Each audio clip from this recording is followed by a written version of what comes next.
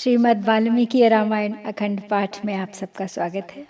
आज हम पढ़ेंगे एकादशाधिक शततमः सर्ग, 111वां सर्ग, और आज हो जाएगा रावण का अंतिम संस्कार। दुखी हैं मंदोदरी अपने पति के शव को देखकर, निरंतर विलाप कर रही हैं। तो चलिए प्रारंभ करते हैं आज का पाठ। तासाम विलपमानानां तदा राक्षसयोषितां ज्येष्ठपत्नी प्रिया दीना भर्तारं समुदैक्षत। दशग्रीवं हतं दृष्ट्वा रामेणाचिन्त्य कर्मणा पतिं मन्दोदरी तत्र कृपणा पर्यदेवयत्। ननु नाम महाबाहो तव वैश्रवणानुज क्रुद्धस्य प्रमुखे स्थातुं त्रस्यत्यपि पुरन्दरः। ऋषयश्च महान्तोऽपि गन्धर्वाश्च यशस्विनः ननु नाम तवोद्वेगाचारणाश्च दिशो गताः। स त्वं मानुषमात्रेण रामेण युधि निर्जितः न व्यपत्रपसे राजन् किमिदं राक्षसेश्वर। रावण की ज्येष्ठ और सबसे प्यारी पत्नी मंदोदरी विलाप कर रही है अपने पति के शव के निकट।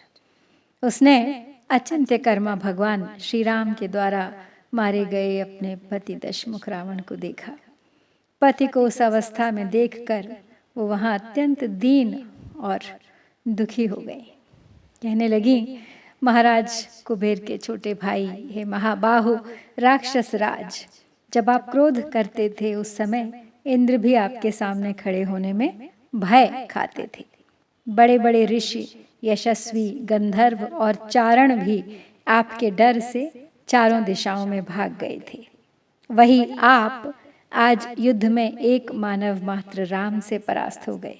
राजन, क्या आपको इससे लज्जा नहीं आती है? हे राक्षसेश्वर, बोलिए तो सही, यह क्या बात है? कथम त्रैलोक्यमाक्रम्य श्रिया वीरेण चान्वितम् अविषह्यं जघान त्वां मानुषो वनगोचरः। मानुषाणां विषये चरतः कामरूपिणः विनाशस्तव रामेण संयुगे नोपपद्यते। न चैतत्कर्म रामस्य श्रद्धधामे च मुमुखे सर्वतः समुपेतस्य तव तेनाभिमर्शनम्। अथवा रामरूपेण कृतान्तः स्वयमागतः मायां तव विनाशाय विधाया प्रतितर्किताम्। अथवा वासवेन त्वं धर्षितोऽसि महाबलः वासवस्य तु का शक्तिस्त्वां द्रष्टुमपि संयुगे। महाबलं महावीर्यं देवशत्रुं महोजसं व्यक्तमेष महायोगी परमात्मा सनातनः। मंदोदरी आगे कहती है रावण के शव के निकट विलाप करते हुए कि आपने तीनों लोकों को जीतकर अपने को संपत्तिशाली और पराक्रमी बनाया था। आपके वेग को सह लेना किसी के लिए संभव नहीं था। फिर आप जैसे वीर को एक वनवासी मनुष्य ने कैसे मार डाला? आप ऐसे देश में विचरते थे जहां मनुष्यों की पहुंच नहीं हो सकती थी। आप इच्छानुसार रूप धारण करने में समर्थ थे, तो भी युद्ध में राम के हाथ से आपका विनाश हुआ। यह संभव अथवा विश्वास के योग्य नहीं जान पड़ता। युद्ध के मुहाने पर सब ओर से विजय पाने वाले आपके श्री राम के द्वारा जो पराजय हुई, यह श्री राम का काम है, ऐसा मुझे विश्वास नहीं होता, जबकि आप तो उन्हें निरा मनुष्य ही समझते रहे, अथवा साक्षात काल ही अतर्कित माया रचकर आपके विनाश के लिए श्री राम के रूप में यहाँ आ पहुंचा था। हे महाबली वीर, अथवा यह भी संभव है कि साक्षात इंद्र ने आप पर आक्रमण किया हो, परंतु इंद्र की क्या शक्ति है जो युद्ध में वे आपकी ओर आंख उठाकर देख भी सकें, क्योंकि आप महाबली, महापराक्रमी और महा तेजस्वी देवशत्रु थे। निश्चय ही ये श्री रामचंद्र जी महान योगी एवं सनातन परमात्मा है।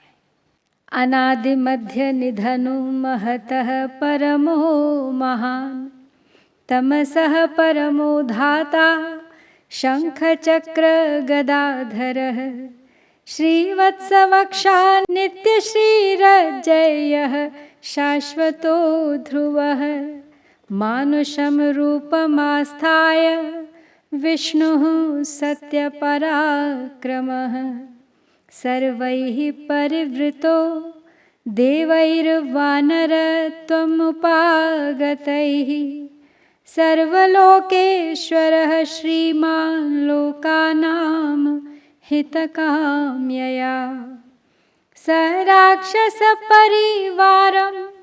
देवशत्रुं भयावहम्, इन्द्रियाणि पुरा जित्वा जितं त्रिभुवनं त्वया, स्मरद्भिरिव तद् वैरमिन्द्रियैरेव निर्जितः, यदैव हि जनस्थाने राक्षसैर्बहुभिर्वृतः, खरस्तु निहतो भ्राता तदा रामो न मानुषः, यदैव नगरीं लङ्कां दुष्प्रवेशां सुरैरपि, प्रविष्टो हनुमान् वीर्यात् तदैव व्यथिता वयं, क्रियताम विरोधश्च राघवेणेति यन्मया, उच्यमानो न गृह्णासि तस्येयं व्युष्टिरागताः,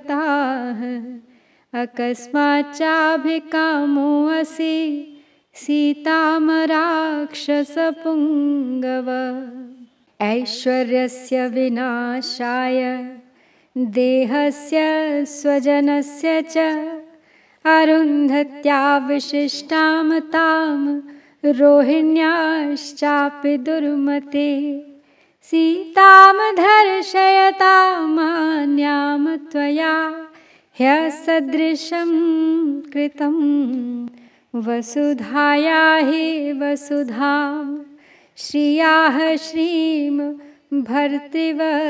भर्तृवत्सलाम्। मंदोदरी को विश्वास नहीं हो रहा है कि रावण को कोई भी मार सकता है, और मनुष्य तो बिल्कुल ही नहीं। अवश्य ही ये कोई सनातन परमात्मा है जिन्होंने आपका वध किया है, जिनका आदि मध्य और अंत नहीं है। ये महान से भी महान, अज्ञानांधकार से परे तथा सबको धारण करने वाले परमेश्वर हैं, जो अपने हाथ में शंख चक्र और गदा धारण करते हैं, जिनके वक्षस्थल में श्रीवत्स का चिन्ह है, भगवती लक्ष्मी जिनका कभी साथ नहीं छोड़ती, जिन्हें परास्त करना सर्वथा असंभव है, तथा जो नित्य स्थिर एवं संपूर्ण लोकों के अधीश्वर हैं। उन सत्य पराक्रमी भगवान विष्णु ने ही समस्त लोकों का हित करने की इच्छा से मनुष्य का रूप धारण करके वानर रूप में प्रकट हुए संपूर्ण देवताओं के साथ आकर राक्षसों सहित आपका वध किया है, क्योंकि आप देवताओं के शत्रु और समस्त संसार के लिए भयंकर थे। हे नाथ, पहले आपने अपनी इंद्रियों को जीतकर ही तीनों लोकों पर विजय पाई थी। उस वैर को याद रखती हुई इसी इंद्रियों ने ही अब आपको परास्त किया है। जब मैंने सुना कि जनस्थान में बहुतेरे राक्षसों से घिरे होने पर भी आपके भाई खर को श्री राम ने मार डाला है, तभी मुझे विश्वास हो गया था कि श्री रामचंद्र जी कोई साधारण मनुष्य नहीं है। जिस लंका नगरी में देवताओं का भी प्रवेश होना कठिन था, वहीं जब हनुमान जी बलपूर्वक घुस आए, उसी समय हम लोग भावी अनिष्ट की आशंका से व्यथित हो उठी थी। मैंने बारंबार कहा, प्राणनाथ आप रघुनाथ जी से वैर विरोध मत कीजिए, परंतु आपने मेरी बात नहीं मानी। उसी का आज यह फल मिला है। हे राक्षस राज, आपने अपने ऐश्वर्य का, शरीर का तथा स्वजनों का विनाश करने के लिए ही अकस्मात सीता की कामना की थी। दुर्मते, भगवती सीता अरुंधति और रोहिणी से भी बढ़कर पतिव्रता हैं। वे वसुधा की भी वसुधा और श्री की भी श्री हैं। अपने स्वामी के प्रति अनन्य अनुराग रखने वाली और सबकी पूजनीया उन सीता देवी का तिरस्कार करके आपने बड़ा अनुचित कार्य किया था।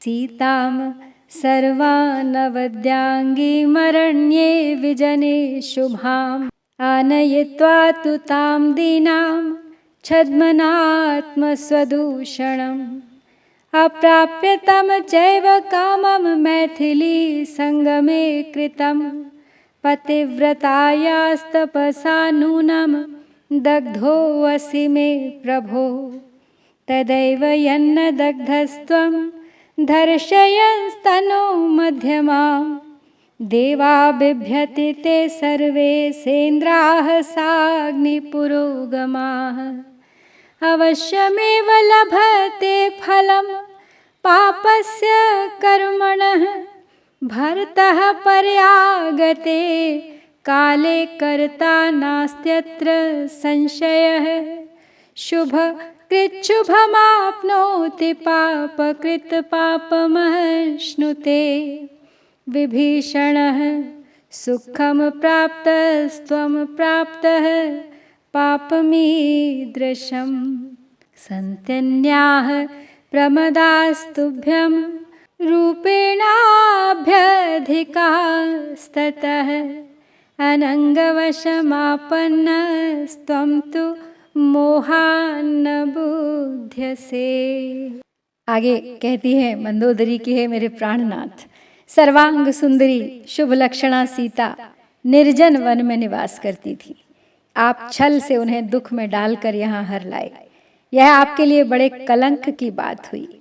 मिथिलेश कुमारी के साथ समागम के लिए जो आपके मन में कामना थी उसे तो आप पा नहीं सके, उल्टे उन पतिव्रता देवी की तपस्या से जलकर भस्म हो गए। अवश्य ऐसी ही बात हुई है। तन्वंगी सीता का अपहरण करते समय ही आप जलकर राख नहीं हो गए, बस यही आश्चर्य की बात है। आपकी जिस महिमा से इंद्र और अग्नि आदि संपूर्ण देवता आपसे डरते थे, उसी ने उस समय आपको दग्ध नहीं होने दिया। ये प्राणवल्लभ, इसमें कोई संदेह नहीं कि समय आने पर कर्ता को उसके पाप कर्म का फल अवश्य मिलता है। शुभ कर्म करने वाले को उत्तम फल की प्राप्ति होती है और पापी को पाप का फल यानी दुख भोगना पड़ता है। विभीषण को अपने शुभ कर्मों के कारण ही सुख प्राप्त हुआ है और आपको ऐसा दुख भोगना पड़ा है। आपके घर में सीता देवी से भी अधिक सुंदर रूप वाली दूसरी युवतियां मौजूद हैं, परंतु आप काम के वशीभूत हो, मोहवश इस बात को समझ ही नहीं पाए। ना कुलेन ना रूपेण ना दाक्षिण्येन मैथिली मयाधिका वा तुल्या वा तत्तु मोहान्न बुध्यसे सर्वदा सर्वभूतानां नास्ति मृत्युर्लक्षणः तव तद्वदयं मृत्युर्मैथिली कृतलक्षणः सीता निमित्तजो मृत्युस्त्वया दूरादुपाहृतः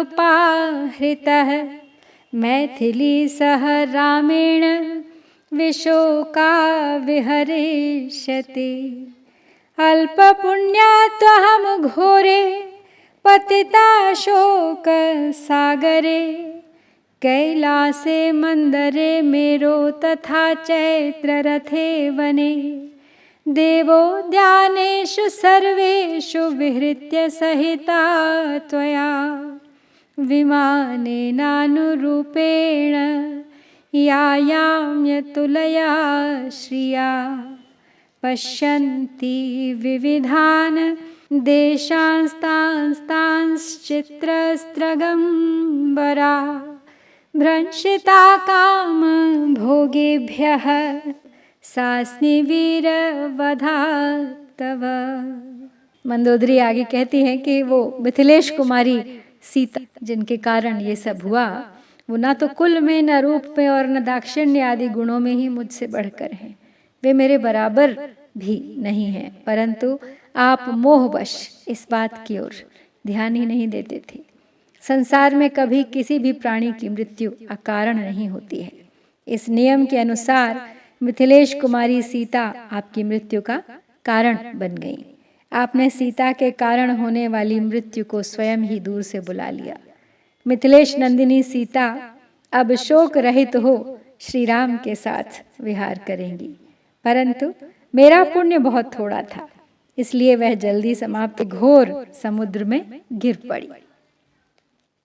हे वीर, जो मैं विचित्र वस्त्राभूषण धारण करके अनुपम शोभा से संपन्न हो मन के अनुरूप विमान द्वारा आपके साथ कैलाश, मंदराचल, मेरु पर्वत, चैत्र रथ वन तथा संपूर्ण देवोद्यानों में विहार करती हुई नाना प्रकार के देशों को देखती फिरती थी, वही मैं आज आपका वध हो जाने से समस्त काम भोगों से वंचित हो गई।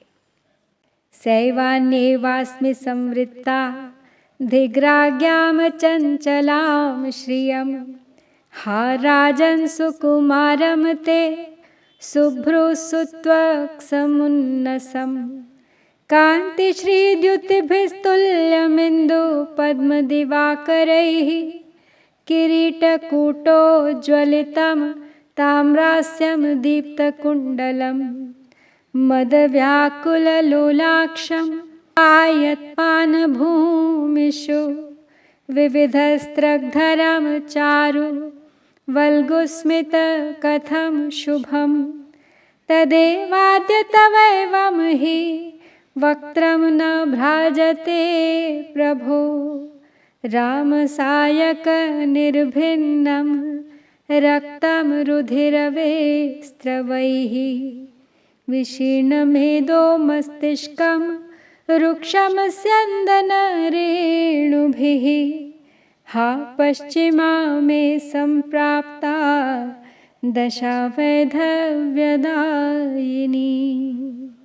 या मया सीन सम्बुद्धा कदाचिदपि मन्दया पिता दानवराजो मे भर्ता मे राक्षसेश्वरः। आगे कहती है मंदोदरी कि मैं वही रानी मंदोदरी हूँ, किंतु आज दूसरी स्त्री के समान हो गई हूँ। राजाओं की चंचल राजलक्ष्मी को धिक्कार है।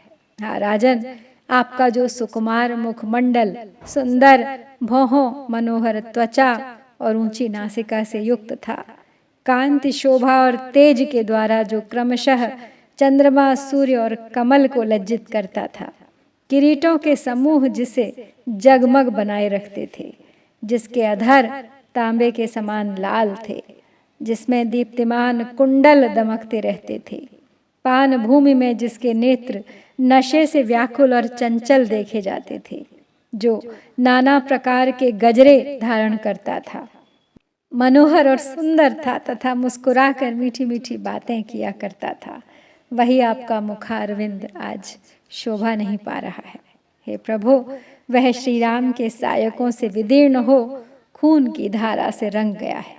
इसका मेदा और मस्तिष्क छिन्न भिन्न हो गया है तथा रथ की धूलों से इसमें रुक्षता आ गई है। हाय मुझ मंद भागिनी ने कभी जिसके विषय में सोचा तक नहीं था, वही मुझे वैधव्य का दुख प्रदान करने वाली अंतिम अवस्था, वो मृत्यु आपको प्राप्त हो गई। हे दानवराज, मैं, मेरे पिता राक्षस राज रावण मेरे पति और इंद्र पर भी विजय प्राप्त करने वाला इंद्रजीत मेरा पुत्र है, यह सोचकर मैं अत्यंत गर्व से भरी रहती थी। मेरा आज वो सारा गर्व नष्ट हो गया। पुत्रो मे शक्र निर्जेता इत्याहम गर्विता भृशम दृप्तारिमथनाः क्रूराः प्रख्यातबलपौरुषाः अकुतश्चिद्भयानाथा ममेत्यासीन्मतिर्ध्रुवा तेषामेवं प्रभावाणां युष्माकं राक्षसर्षभाः कथं भयं सम्बुद्धं मानुषादिदमागतं स्निग्धेन्द्रनीलनीलं तु प्रांशुशैलोपमं महत् केयूराङ्गदवैदूर्यमुक्ताहारस्त्रगोज्ज्वलं कान्तं विहारेष्वधिकं दीप्तं सङ्ग्रामभूमिषु भात्याभरणभाभिर्य विद्युद्भिरिवतो यदः तदेवाद्यशरीरं ते तीक्ष्णैर्नैकशरैश्चितं पुनर्दुर्लभसंस्पर्शं परिष्वक्तुं न शक्यते श्वाविधः शललैर्यद्वद् बाणैर्लग्नैर्निरन्तरं स्वर्पितैर्मर्मसु भृशं सञ्छिन्नस्नायुबन्धनं क्षितौ निपतितं राजन् श्यामं वै रुधिरच्छवि वज्रप्रहाराभिहतो विकीर्ण इव पर्वतः हा स्वप्नः सत्यमेवेदं त्वं रामेण कथं हतः त्वं मृत्योरपि मृत्युः स्याः कथं मृत्युवशं गतः त्रैलोक्यवसुभोक्तारं त्रैलोक्योद्वेगदं महत् जेतारं लोकपालानां क्षेप्तारं शङ्करस्य च दृप्तानां निग्रहीतारमाविष्कृत पराक्रमम्। आगे कहती है मंदोदरी कि मेरी यह दृढ़ धारणा बनी हुई थी कि मेरे रक्षक ऐसे लोग हैं जो दर्प से भरे हुए शत्रुओं को मथ डालने में समर्थ, क्रूर, विख्यात, बल और पौर संपन्न तथा किसी से भी भयभीत नहीं होने वाले हैं। राक्षस शिरोमणियों, ऐसे प्रभावशाली तुम लोगों को यह मनुष्य से अज्ञात भय किस प्रकार प्राप्त हुआ? जो चिकने इंद्रनील मणि के समान श्याम, ऊंचे शैल शिखर के समान विशाल तथा केयूर, अंगद, नीलम और मोतियों के हार एवं फूलों की मालाओं से सुसज्जित होने के कारण अत्यंत प्रकाशमान दिखाई देता था। विहार स्थलों में अधिक कांतिमान तथा संग्राम भूमियों में अतिशय दीप्तिमान प्रतीत होता था और आभूषणों की प्रभा से जिसकी विद्युन्माला मंडित मेघ की सी शोभा होती थी, वही आपका शरीर आज अनेक तीखे बाणों से भरा हुआ है। अतः यद्यपि आज से फिर इसका स्पर्श मेरे लिए दुर्लभ हो जाएगा, तथापि इन बाणों के कारण मैं इसका आलिंगन नहीं कर पाती हूँ। हे राजन, जैसे साही की देह कांटों से भरी होती है, उसी प्रकार आपके इस शरीर में इतने बाण लगे हैं कि कहीं एक अंगुल भी जगह नहीं रह गई है। वे सभी बाण मर्म स्थानों में धंस गए हैं और उनसे शरीर का स्नायु बंधन छिन्न भिन्न हो गया है। इस अवस्था में पृथ्वी पर पड़ा हुआ आपका यह श्याम शरीर, जिस पर रक्त की अरुण छटा छा रही है, वज्र की मार से चूर चूर होकर बिखरे हुए पर्वत के समान जान पड़ता है।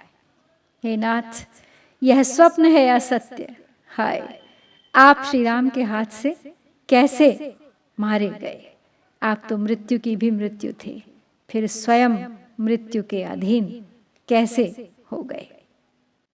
आपने तीनों लोकों की संपत्ति का उपभोग किया और त्रिलोकी के प्राणियों को महान उद्वेग में डाल दिया। आप लोकपालों पर भी विजय पा चुके थे।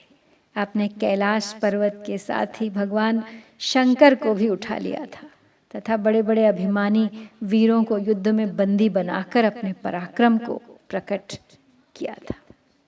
लोकक्षोभयितारं च साधुभूतविदारणम् ओजसा दृप्तवाक्यानां वक्तारं रिपुसन्निधौ स्वयूथभृत्य गोप्तारं हन्तारं भीमकर्मणां हन्तारं दानवेन्द्राणां यक्षाणां च सहस्रशः निवातकवचानां तु निगृहीतारमाहवे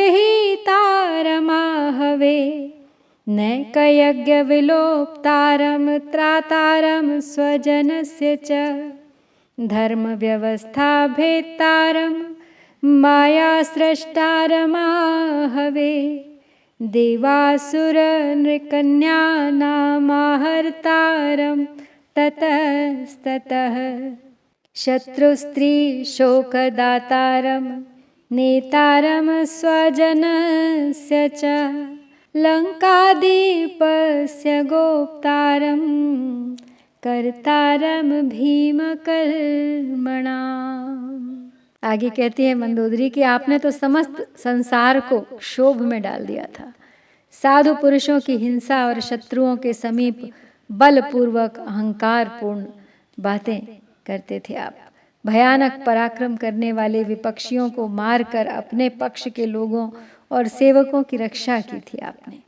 दानवों के सरदारों और हजारों यक्षों को भी मौत के घाट उतार दिया था।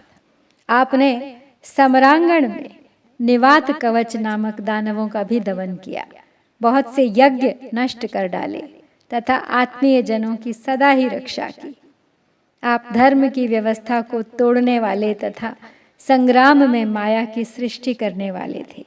देवताओं, असुरों और मनुष्यों की कन्याओं को इधर उधर से हर लाते थे, किंतु अभी तक ऐसा कोई संकट आपके ऊपर विद्यमान नहीं हुआ था। आप शत्रु की स्त्रियों को शोक प्रदान करने वाले स्वजनों के नेता, लंकापुरी के रक्षक और भयानक कर्म करने वाले थे, और हम सभी लोगों को कामोपभोग का सुख देने वाले थे। अब आपके बिना ये जीवन कैसे कटेगा? अस्माकं कामभोगानां दातारं रथेनावरम् एवं प्रभावं भर्तारं दृष्ट्वा रामेण पातितं स्थिरास्मि यादेहम् इमं धारयामि हतप्रिया शयनेषु महार्हेषु शयित्वा राक्षसेश्वरः इह कस्मात् प्रसुप्तोऽसि धरण्यां रेणुगुण्ठितः यदा मे तनयः शस्तो लक्ष्मणेनेन्द्रजे युधि तदा त्वभिहता तीव्रमद्य त्वस्मिन् निपातिता साहं बन्धुजनैर्हीना नाथेन च त्वया विहीना कामभोगैश्च शोचिष्ये शाश्वती समाः प्रपन्नो दीर्घमध्वानं राजन्नद्य सुदुर्गमम्। मंदोदरी का विलाप समाप्ति नहीं हो पा रहा है। आगे कहती हैं कि ऐसे प्रभावशाली तथा रथियों में श्रेष्ठ अपने प्रियतम पति को श्री रामचंद्र जी के द्वारा धराशायी किया गया देखकर भी जो मैं अब तक इस शरीर को धारण कर रही हूँ, प्रियतम के मारे जाने पर भी जी रही हूँ, यह मेरी पाषाण हृदयता का परिचायक है। राक्षस राज, आप तो बहुमूल्य पलंगों पर शयन करते थे, फिर यहाँ धरती पर धूल में लिपटे हुए क्यों सो रहे हैं? जब लक्ष्मण ने युद्ध में मेरे बेटे इंद्रजीत को मारा था, उस समय मुझे गहरा आघात पहुंचा था, और आज आपका वध होने से तो मैं मार ही डाली गई। अब मैं बंधुजनों से हीन, आप जैसे स्वामी से रहित तथा काम भोगों से वंचित होकर अनंत वर्षों तक शोक में ही डूबी रहूंगी। हे राजन, आज आप जिस अत्यंत दुर्गम एवं विशाल मार्ग पर गए हैं, वहीं मुझ दुखिया को भी ले चलिए। मैं आपके बिना जीवित नहीं रह सकूंगी। नयमामपि दुःखार्तां न वर्तिष्ये त्वया विना कस्मात् त्वं मां विहायेह कृपणां गन्तुमिच्छसि। दीनां विलपतीं मन्दां किं च मां नाभिभाषसे। दृष्ट्वा न खल्वभिक्रुद्धो मामिहानवगुण्ठितां निर्गतां नगरद्वारात् पदभ्यामेवागतां प्रभो। पश्येष्टदारदारांस्ते भ्रष्टलज्जावगुण्ठनान् बहिर्निष्पतितान् सर्वान् कथं दृष्ट्वा न कुप्यसि। अयं क्रीडासहायस्ते अनाथो लालप्यते जनः न चैनमाश्वासयसि किं वा न बहुमन्यसे। यास्त्वया विधवा राजन् कृतानैकाः कुलस्त्रियः। आगे कह रही है विलाप करते हुए मंदोदरी, ये हाय मुझ असहाया को यहीं छोड़कर आप क्यों अन्यत्र चले जाना चाहते हैं। मैं दीन अभागिनी होकर आपके लिए रो रही हूँ, आप मुझसे बोलते क्यों नहीं। प्रभु आज मेरे मुंह पर घूंघट नहीं है, मैं नगर द्वार से पैदल ही चलकर यहाँ आई हूँ। इस दशा में मुझे देखकर आप क्रोध क्यों नहीं करते हैं। आप अपनी स्त्रियों से बड़ा प्रेम करते थे, आज आपकी सभी स्त्रियां लाज छोड़कर पर्दा हटाकर बाहर निकल आई हैं। इन्हें देखकर आपको क्रोध क्यों नहीं होता। हे नाथ, आपकी क्रीड़ा सहचरी यह मंदोदरी आज अनाथ होकर विलाप कर रही है। आप इसे आश्वासन क्यों नहीं देते अथवा अधिक आदर क्यों नहीं करते। पतिव्रता धर्मरता गुरु शुश्रूषणे रता ताभिः शोकाभितप्ताभिः शप्तः परवशं गतः। त्वया विप्रकृताभिश्च तदा शप्तस्तदागतं प्रवादः सत्यमेवायं त्वां प्रति प्रायशो नृप। पतिव्रता नाम नाकस्मात् पतन्त्यश्रूणि भूतले कथं च नाम ते राजन् लोकानाक्रम्य तेजसा। नारी चौर्यमिदं क्षुद्रं कृतं शौण्डीर्यमानिना अपनीयाश्रमात् रामं यन्मृगच्छद्मना त्वया। आनीता रामपत्नी सा अपनीय च लक्ष्मणं कातर्यं च न ते युद्धे कदाचित् संस्मराम्यहम्। मंदोदरी बोली आगे, राजन आपने बहुत सी कुल ललनाओं को जो गुरुजनों की सेवा में लगी रहने वाली धर्मपरायणा तथा पतिव्रता थीं विधवा बनाया और उनका अपमान किया था। अतः उस समय उन्होंने शोक से संतप्त होकर आपको शाप दे दिया था। उसी का अवश्य ही यह फल है कि आपको शत्रु एवं मृत्यु के अधीन होना पड़ा है। महाराज, पतिव्रताओं के आंसू इस पृथ्वी पर व्यर्थ नहीं गिरते। यह कहावत आपके ऊपर प्रायः ठीक ठीक घटी है। हे राजन, आप तो अपने तेज से तीनों लोकों को आक्रांत करके अपने को बड़ा शूरवीर मानते थे, फिर भी पराई स्त्री को चुराने का यह नीच काम आपने कैसे किया। माया मृग के बहाने श्री राम को आश्रम से दूर हटाया और लक्ष्मण को भी अलग किया। उसके बाद आप श्री राम पत्नी सीता को चुरा कर यहाँ ले आए। यह कितनी बड़ी कायरता है। युद्ध में कभी आपने कायरता दिखाई हो यह मुझे याद नहीं पड़ता, परंतु भाग्य के फेर से उस दिन सीता का हरण करते समय निश्चय ही आप में कायरता आ गई थी, जो आपके निकट विनाश की सूचना दे रही थी।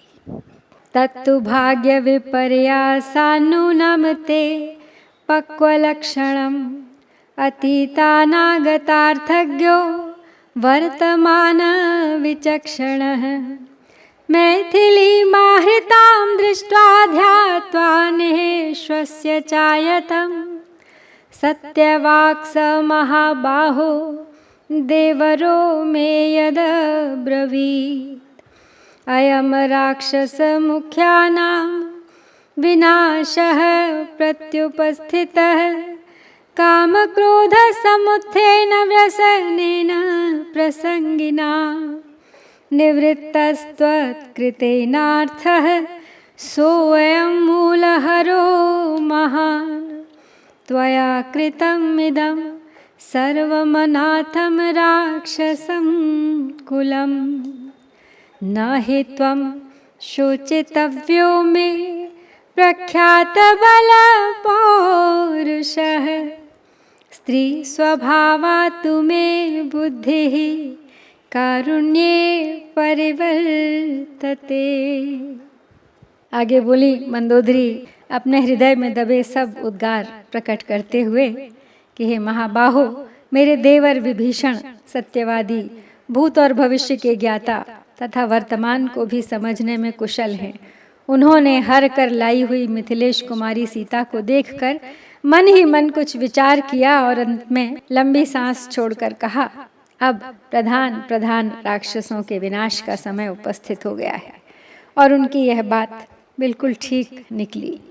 काम और क्रोध से उत्पन्न आपके आसक्ति विषयक दोष के कारण यह सारा ऐश्वर्य नष्ट हो गया और जड़ मूल का नाश करने वाला यह महान अनर्थ प्राप्त हो गया। आज आपने समस्त राक्षस कुल को अनाथ कर दिया। आप अपने बल और पुरुषार्थ के लिए विख्यात थे, अतः आपके लिए शोक करना मेरे लिए उचित नहीं है। तथापि स्त्री स्वभाव के कारण मेरे हृदय में दीनता आ गई है।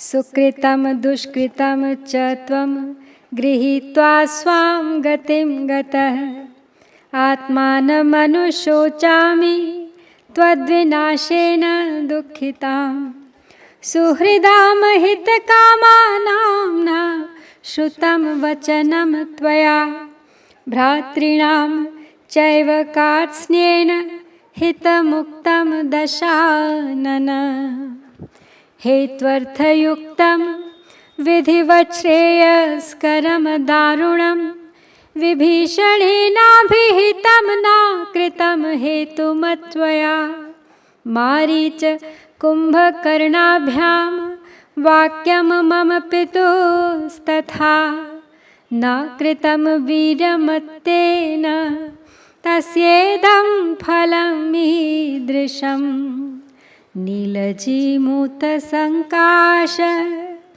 पीताम्बर शुभांगद स्वगात्राणि विनिक्षिप्य किं शेषे रुधिरावृतः।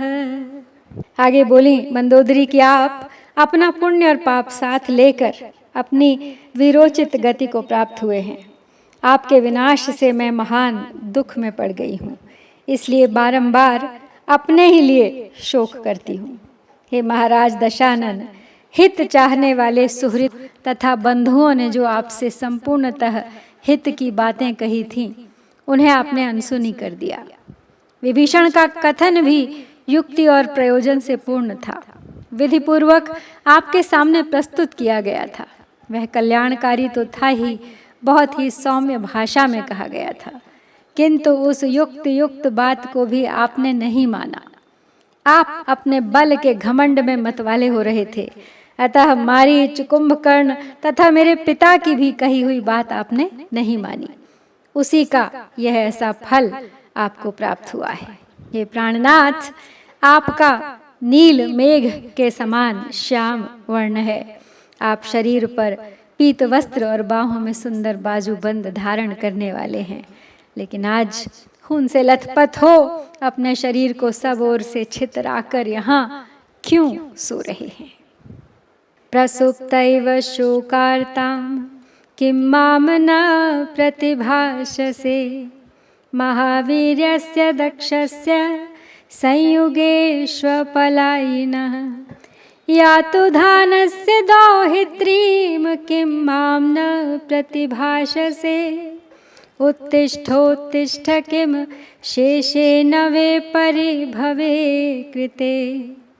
अद्य वै निर्भया लङ्कां प्रविष्टाः सूर्यरश्मयः येन सूदयसे शत्रून् समरे सूर्यवर्चसा।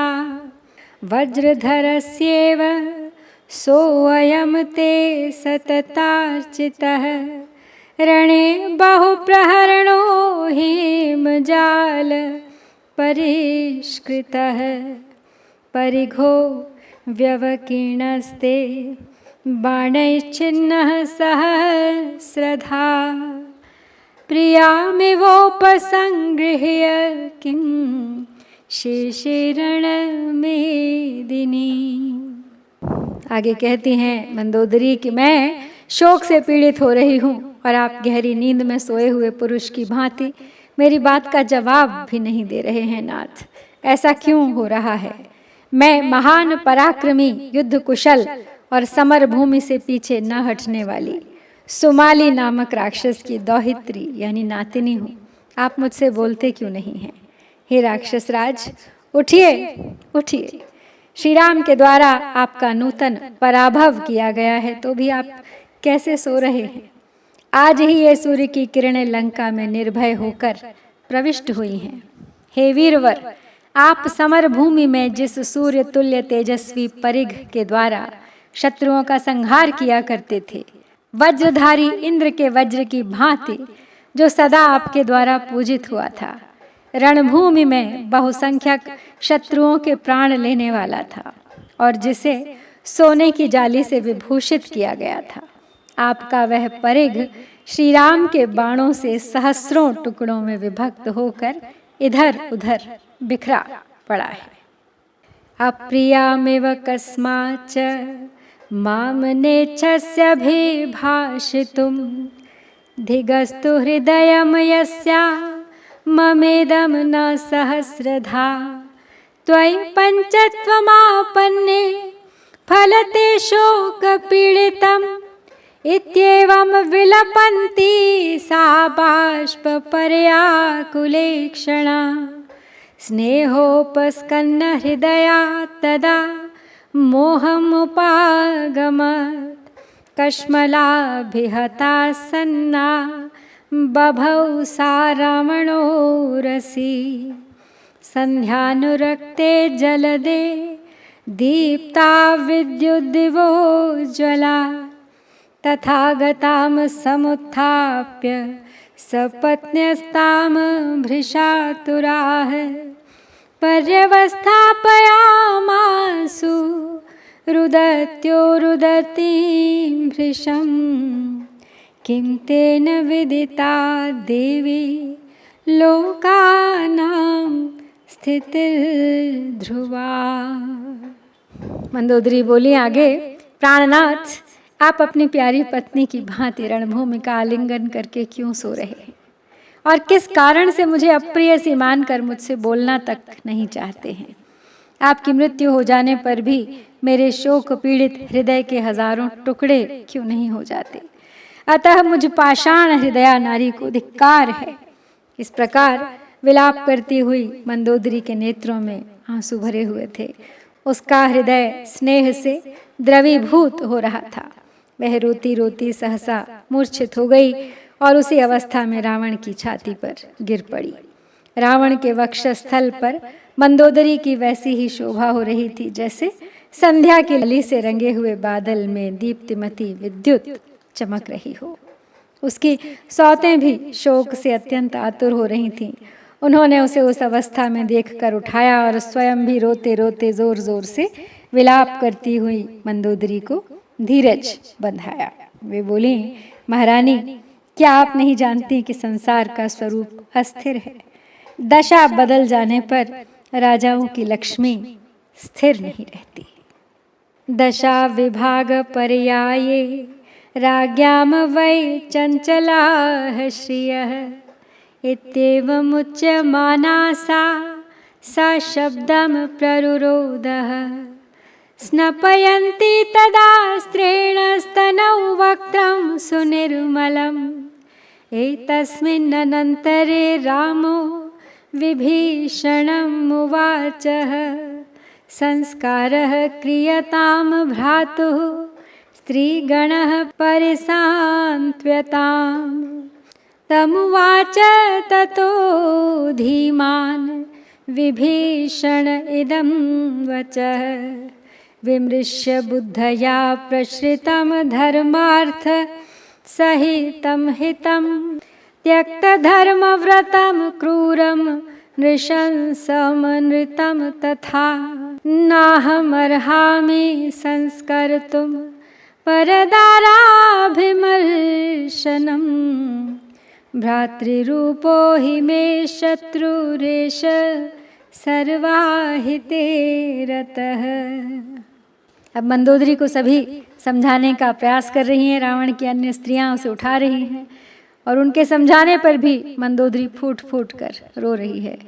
उस समय उसका संपूर्ण वक्षस्थल, उसका उज्ज्वल मुख सब आंसुओं से नहा उठे थे। इसी समय श्री रामचंद्र जी ने विभीषण से कहा, इन स्त्रियों को धैर्य बंधाओ और अपने भाई का दाह संस्कार करो। यह सुनकर बुद्धिमान विभीषण ने श्री राम का अभिप्राय जानने के उद्देश्य से बुद्धि से सोच विचार कर उनसे यह धर्म और अर्थ से युक्त विनय पूर्ण तथा हितकर बात कही। भगवान जिसने धर्म और सदाचार का त्याग कर दिया था, जो क्रूर, निर्दयी, असत्यवादी तथा पराई स्त्री का स्पर्श करने वाला था, उसका दाह संस्कार करना मैं उचित नहीं समझता हूँ। सबके अहित में संलग्न रहने वाला यह रावण भाई के रूप में मेरा शत्रु था। यद्यपि ज्येष्ठ होने से गुरुजनोचित गौरव के कारण मेरा वह पूज्य था, तथापि वह मुझसे सत्कार पाने योग्य नहीं है। रावणो नार्हते पूजाम पूज्यो अपि गुरु गौरवात् नृशंसयिते माम राम वक्ष्यन्ते मनुजा भुवि श्रुत्वा तस्या गुणान् सर्वे वक्ष्यन्ते सुकृतं पुनः तच्छ्रुत्वा परम प्रीतो रामो धर्मभृतांबरः विभीषणम् उवाचेदं वाक्यज्ञं वाक्यकोविदः तवापि मे प्रियं कार्यं त्वत्प्रभावान् मया जितम् अवश्यं तु क्षमं वाच्यो मया त्वं राक्षसेश्वर अधर्मानृतसंयुक्तः कामं त्वेष निशाचरः तेजस्वी बलवान् शूरः संग्रामेषु च नित्यशः शतक्रतुमुखैर्देवैः श्रूयते न पराजितः। श्री राम ने जब विभीषण को आदेश दिया रावण के दाह संस्कार का, तो विभीषण का मत यह था कि रावण उसके लिए पूज्य नहीं है और इसीलिए वो उससे सत्कार पाने योग्य नहीं है। तो इसी संदर्भ में आगे वो कहता है कि श्री राम, मेरी यह बात सुनकर संसार के मनुष्य मुझे क्रूर अवश्य कहेंगे, परंतु जब रावण के दुर्गुणों को भी सुनेंगे तब सब लोग मेरे इस विचार को उचित ही बताएंगे। यह सुनकर अब धर्मात्माओं में श्रेष्ठ श्री रामचंद्र जी बड़े प्रसन्न हुए। वे बातचीत करने में बड़े प्रवीण थे, अतः बातों का अभिप्राय समझने वाले विभीषण से इस प्रकार बोले, राक्षसराज, मुझे तुम्हारा भी प्रिय करना है, क्योंकि तुम्हारे ही प्रभाव से मेरी जीत हुई है। अवश्य ही मुझे तुमसे उचित बात कहनी चाहिए, अतः सुनो। यह निशाचर भले ही अधर्मी और असत्यवादी रहा हो, परंतु संग्राम में सदा ही तेजस्वी, बलवान तथा शूरवीर रहा है। सुना जाता है इंद्र आदि देवता भी इसे परास्त नहीं कर सके थे। समस्त लोकों को रुलाने वाला रावण बल पराक्रम से संपन्न और महामनस्वी था। महात्मा बल संपन्नो रावणो लोक रावणः मरणान्तानि वैराणि निवृत्तं नः प्रयोजनम् क्रियतामस्य संस्कारो ममाप्येष यथा तव त्वत्सकाशान् महाबाहो संस्कारं विधिपूर्वकं क्षिप्रमर्हति धर्मेण त्वं यशो भाग भविष्यसि। राघवस्य वचः श्रुत्वा त्वरमाणो विभीषणः संस्कारयितुम् आरेभे भ्रातरं रावणं हतं। स प्रविश्य पुरीं लङ्कां राक्षसेन्द्रो विभीषणः।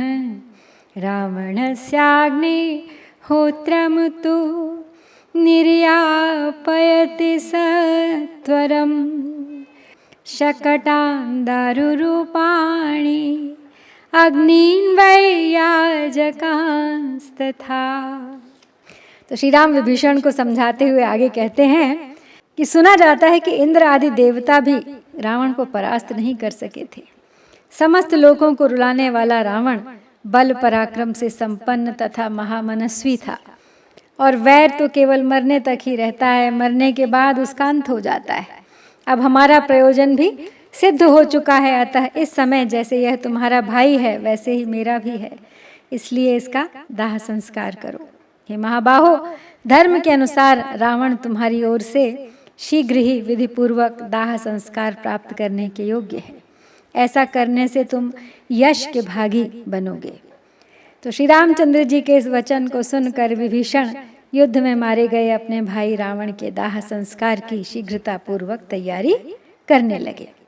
राक्षसराज विभीषण ने लंकापुरी में प्रवेश करके रावण के अग्निहोत्र को शीघ्र ही विधिपूर्वक समाप्त किया। तथा चंदन काष्ठानि विविधानि च अगरुण सुगंधीनि गंधाश्च सुरभींस्तथा मणिमुक्ता प्रवालानि निर्यापयति राक्षसः। आजगाम मुहूर्तेन राक्षसैः परिवारितः। ततो माल्यवता सार्धं क्रियामेव चकार सः। सौवर्णीं शिबिकां दिव्यामारोप्य क्षौमवाससं। रावणं राक्षसाधीशमश्रुवर्णमुखाद्विजा तूर्यघोषैश्च विविधैः स्तुवद्भिश्चाभिनन्दितं। पताकाभिश्च चित्राभिः सुमनोभिश्च चित्रिताम् उत्क्षिप्य शिबिकां तां तु विभीषण पुरोगमाः। तो विभीषण अब तैयारी कर रहे हैं रावण के अंतिम संस्कार की, दाह संस्कार की। तो शकट, लकड़ी, अग्निहोत्र की अग्नियाँ, यज्ञ कराने वाले पुरोहित, चंदन, काष्ठ, अन्य विभिन्न प्रकार की लकड़ियाँ, सुगंधित अगर, अन्यान्य सुंदर गंधयुक्त पदार्थ, मणि, मोती, मूंगा, इन सब वस्तुओं को उन्होंने एकत्र किया।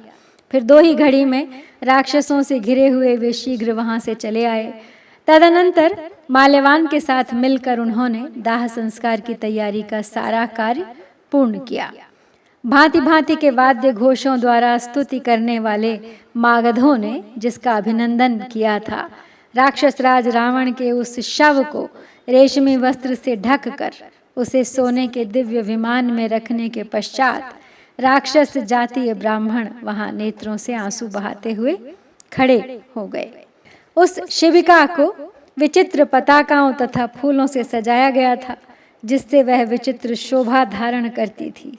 विभीषण आदि राक्षस उसे कंधे पर उठाकर तथा अन्य सब लोग हाथ में सूखे काठ लिए दक्षिण दिशा में श्मशान भूमि की ओर चल दिए। दक्षिणाभिमुखाः सर्वे गृह्य काष्ठानि भेजिरे अग्नयो दीप्यमानास्ते तदाध्वर्युसमीरिताः।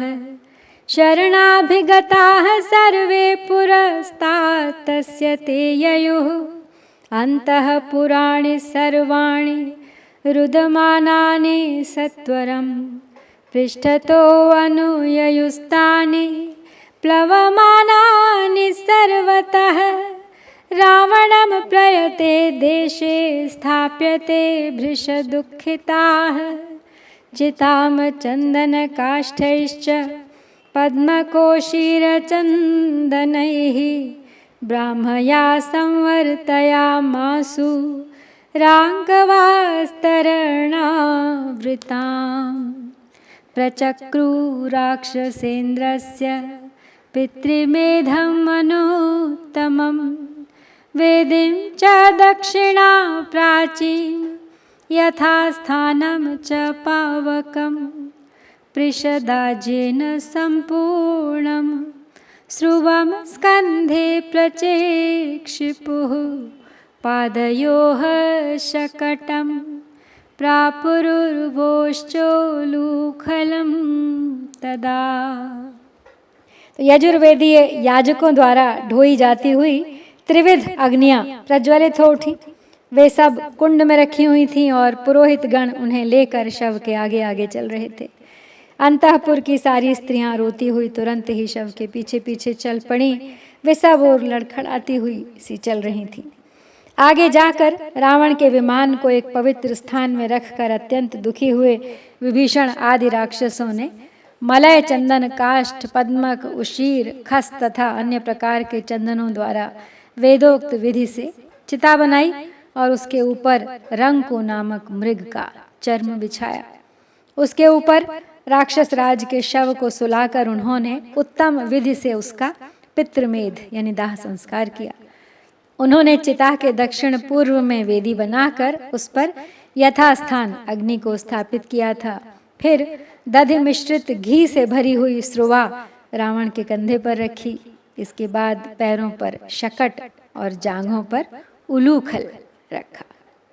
दारुपात्राणि सर्वाणि अरणिम चोत्तरारणिम दत्त्वा तु मुसलम चान्यम यथा स्थानम विचक्रमुः शास्त्रदृष्टेन विधिना महर्षि विहितेन च तत्र मेध्यम पशुम हत्वा राक्षसेन्द्रस्य राक्षसाः परिस्तरणिकामराज्ञो घृताक्ताम समवेशयन् गन्धैर्माल्यैरलङ्कृत्य रावणं दीनमानसाः विभीषण सहायास्ते वस्त्रैश्च विविधैरपि लाजैरवकिरन्ति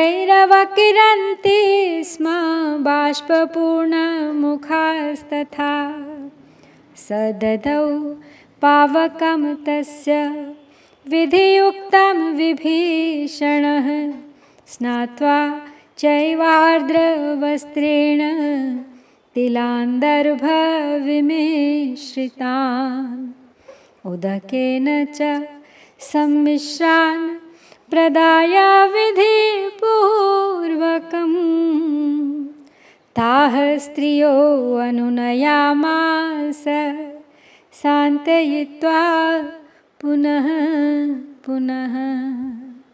अब रावण की अंतिम यात्रा चल दी है। काष्ठ के सभी पात्र, अरण्य, उत्तरारण्य और मूसल आदि को भी यथास्थान रख दिया गया है। वेदोक्त विधि और महर्षियों द्वारा रचित कल्प सूत्रों में बताई गई प्रणाली से वहाँ सारा कार्य हुआ। राक्षसों ने राक्षसों की रीति के अनुसार मेध्य पशु का हनन करके राजा रावण की चिता पर फैलाए हुए मृग चर्म को घी से तर कर दिया। फिर रावण के शव को चंदन और फूलों से अलंकृत करके वे राक्षस मन ही मन दुख का अनुभव करने लगे। फिर विभीषण के साथ अन्य राक्षसों ने भी चिता पर नाना प्रकार के वस्त्र और लावा बिखेरे।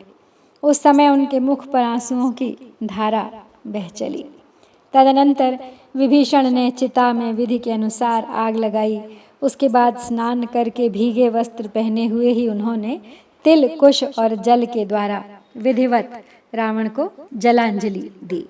तत्पश्चात रावण की स्त्रियों को बारंबार सांत्वना देकर उनसे घर चलने के लिए अनुनय विनय की। गम्यतामिति ताः सर्वा विविशुर्नगरं ततः प्रविष्टासु पुरीं स्त्रीषु राक्षसेन्द्रो विभीषणः रामपार्श्वमुपागम्य समतिष्ठद्विनीतवत् रामोऽपि सह सैन्येन स सुग्रीवः स लक्ष्मणः हर्षं लेभे रिपुं हत्वा वृत्रं वज्रधरो यथा ततो विमुक्त्वा सशरं शरासनं महेन्द्रदत्तं कवचं सतन्महत् विमुच्य रोषं रिपुनिगृहात् ततो रामः स सौम्यत्वमुपागतो गृहात्। विभीषण अब स्त्रियों को समझा रहे हैं, वापस लौटने के लिए कह रहे हैं। कहते हैं महल में चलो। अब ये आदेश विभीषण का सुनकर सारी स्त्रियां नगर में चली गईं।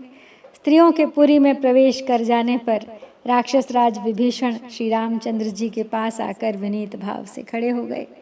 श्री राम भी लक्ष्मण, सुग्रीव तथा समस्त सेना के साथ शत्रु का वध करके बहुत प्रसन्न थे। ठीक उसी तरह जैसे वज्रधारी इंद्र वृत्रासुर को मारकर प्रसन्नता का अनुभव करने लगे थे। तदनंतर इंद्र के दिए हुए धनुष, बाण और विशाल कवच को त्याग कर तथा शत्रु का दमन कर देने के कारण रोष को भी छोड़कर शत्रुसूदन श्री राम ने शांत भाव धारण कर लिया। इस प्रकार रावण के अंतिम संस्कार के साथ यहाँ श्री वाल्मीकि निर्मित आर्ष रामायण आदि काव्य के युद्ध कांड में 111वां सर्ग पूर्ण होता है।